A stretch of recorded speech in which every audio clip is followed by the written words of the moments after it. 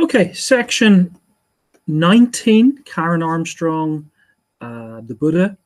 Let's read it. Those of us who do not live according to the Buddhist program of morality and meditation have therefore no means of judging this claim. The Buddha was always quite clear that his Dharma could not be understood by rational thinking alone. It only needed revealed its true significance when it was apprehended directly, according to yogic methods and in the right ethical context. The Four Noble Truths do not make sense, but they do not become compelling until an aspirant has learned to identify with them at a profound level and has integrated them into his own life. Then and only then will the experience be exaltation, joy, serenity, which according to the Pali canons come to us when we divest ourselves of egoism, liberate ourselves from the prison of self-centeredness, and see the truths as they really are.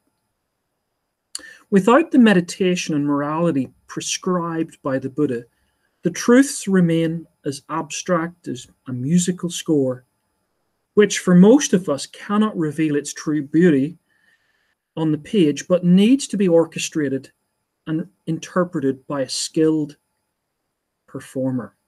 Okay, so let's think about this passage. What form of religious language does Armstrong appeal to, and what arguments does Armstrong think she's giving to defend such a view? Let's look at this first bit. Those of us who do not live according to the Buddhist program of morality and meditation have therefore no means of judging this claim.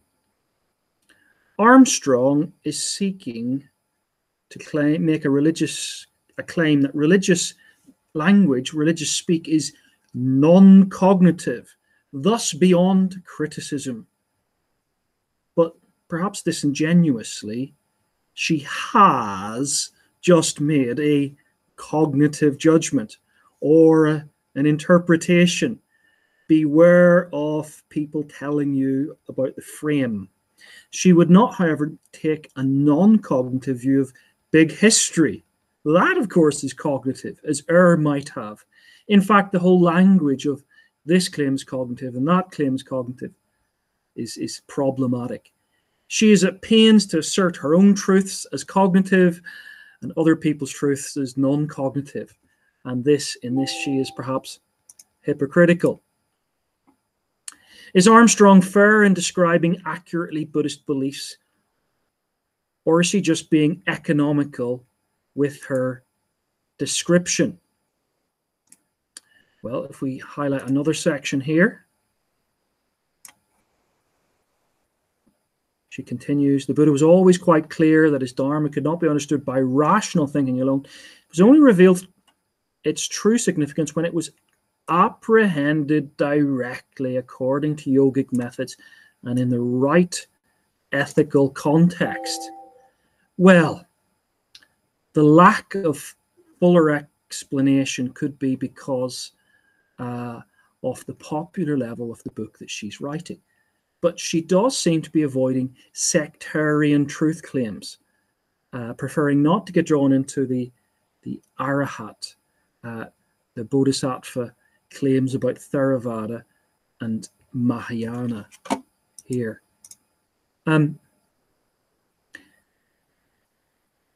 Let's go on. Armstrong is rightly engaging. Is Armstrong rightly engaging in the Pali Canon idea of the jhanas? Let's notice the next little section here. Exaltation, joy, serenity, which according to the Pali texts have come to us when we divest ourselves of egoism, liberate ourselves from the prison of self-centeredness, and see the truth as they really are. Well, she is perhaps rightly engaging in some of the exegesis of the Pali Canon ideas, of the jhanas, and their fetters, and their rewards. But she does not explain this, and probably because it would hinder her agenda, her pluralist account of her secular, everyman Buddha. And that doesn't suit her agenda. What about the next bit? Her use of poetry. Her use of poetry here. We divest ourselves of egoism, liberate ourselves from the prison of self-centeredness, see the truths as they really are. So why then is Armstrong using so much poetry in her account of the Buddha's enlightenment? Look at this last section here. A musical score which for the most of us cannot reveal its true beauty on the page, but needs to be orchestrated and interpreted by a skilled performer. Well, what's going on here? It's not clear if what she's talking about here is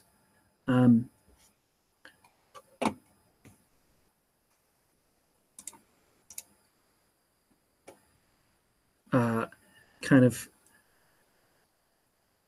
the kind of thing that she gets to here is this Buddhist theory of serenity, the jhanas, and so on. But more likely, she has unwittingly brought in some sort of psychological idea, and she's dressing it up in poetic language. Perhaps it's the idea of flow, a psychological theory from the 1975s. Very important and helpful, perhaps. But it's not a Buddhist idea, and it's very different from Buddhist ideas. Flow was not even a religious idea, the idea that you get wrapped in your work, writing an essay, and you just love it, you feel like it. It's not a religious experience. So our use of poetic language hides as much as it reveals. That's often the way with poetic language. So that was section 19.